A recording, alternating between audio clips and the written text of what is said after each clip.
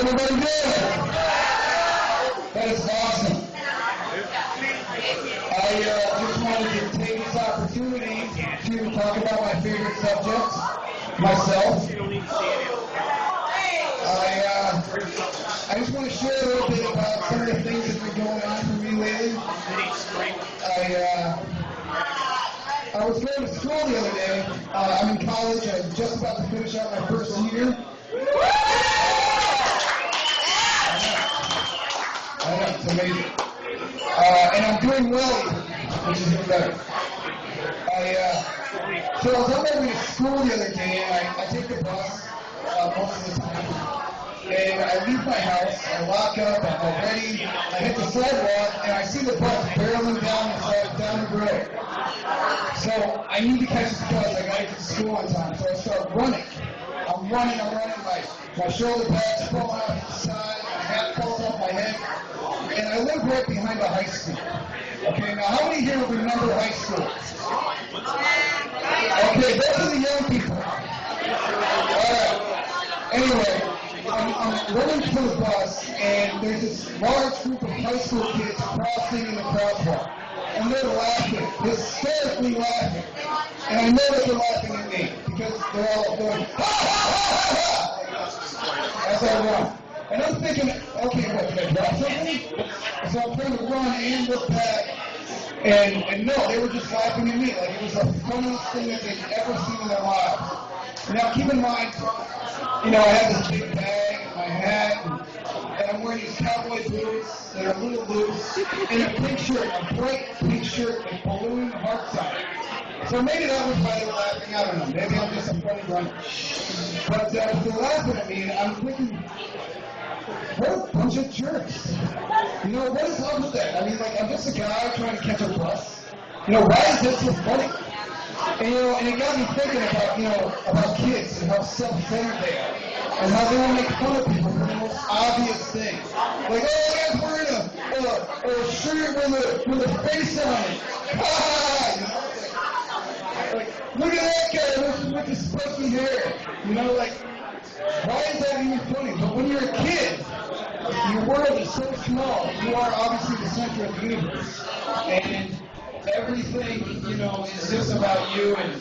And it's funny because in our literature, in the triangle of self-obsession, who here has read the triangle of self-obsession? All right. Others refer to it as the unholy trinity. So, you know, it talks about how we, as children, you know, we're self-centered, and as we grow up, we don't break out of that. You know, we don't grow out of that self-centered aspect. So we're little kids, like, you know, the little one that's running around here, who's the cutest damn kid I've ever seen. And I'm not just saying that to kiss his dad's ass, because he's my sponsee and it's his job to kiss my ass. So, I'm just kidding, of course, I love him. But, you know, like, the kid, you know, he doesn't understand that there's people speaking. You know, he doesn't think like that. He thinks, I've got a truck. Look at my truck. Isn't it an awesome truck? You know, and as addicts, we think that everything we do is so important that it comes before anything. There's the little guy. Hi, dude. Want to see something?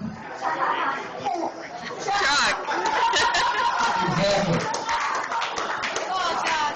So, the reason that I bring up the self-centered thing is because, dude, it's not.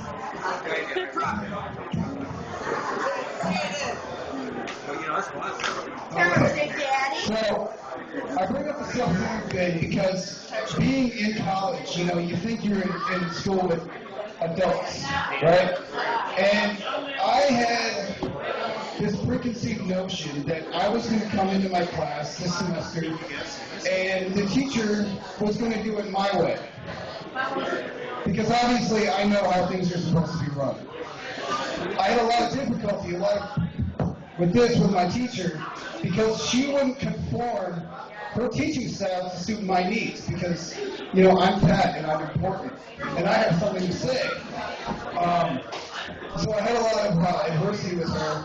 And what's interesting is I had this dream just a few nights ago where I told her off. like we were in some setting where we weren't in class, and I was finally, he's like, you know what? We're not in class anymore. I'm going to tell you what a country girl you are. And it was just like this horrendous outpour of like negative emotion. And then I get to class that day, and she opens up the floor for everybody to help her get a better idea of how to run the class. You know, how could she better serve her students? And some of the people in the class took it as an opportunity to tell her what a bad person she is on a personal level. And it was amazing how I'm sitting there and I'm like, at first I'm like, okay, now's my shot. Now I can really tell her how I feel. And I'm sitting there and I'm thinking, as I listen to these people tell her about how she's so insensitive and doesn't meet the needs of others. You know, it's just like, wow. What did you pay for college for? Did you pay for an education or for a friend? You know, when I go to a class and I get a hardball teacher, if they're teaching the class well, I'm getting my education. I'm not looking for a friend. I don't want to be cuddled. You know? And I'm sitting there, and I took that as an opportunity to speak my mind, and my mind was this, that all of the adversity, all the difficulties I had throughout the semester was because of me. Because I'm self-centered, because I wanted her to plan for me. This woman's been teaching for up around 50 years. But now I come into class, it's like, whoa, what you're doing is totally nuts.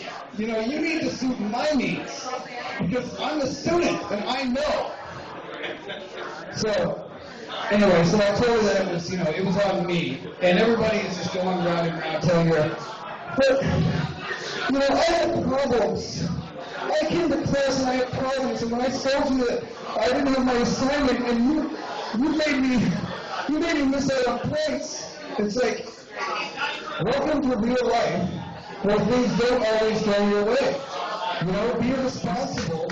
Being responsible is part of being an adult, and we have to accept that.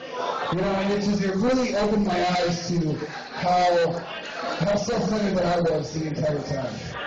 You know, and I just have to say, and I'm going to close out with this. You know, I've had a lot of ups and downs lately. I was going to go to school over the summer, and now I can't because I don't have the money. But so it's kind of forced me to have to go out and work, which is fine because it's pushed me to go a little bit further beyond what I would have. And in all my ups and downs, I have to say, I never could have anticipated all of the hard things that I've endured in my recovery. You know, never could I have expected how difficult being clean and staying clean would be. But I never also could have anticipated all the wonderful things that have happened either. That's my time. Thanks for listening.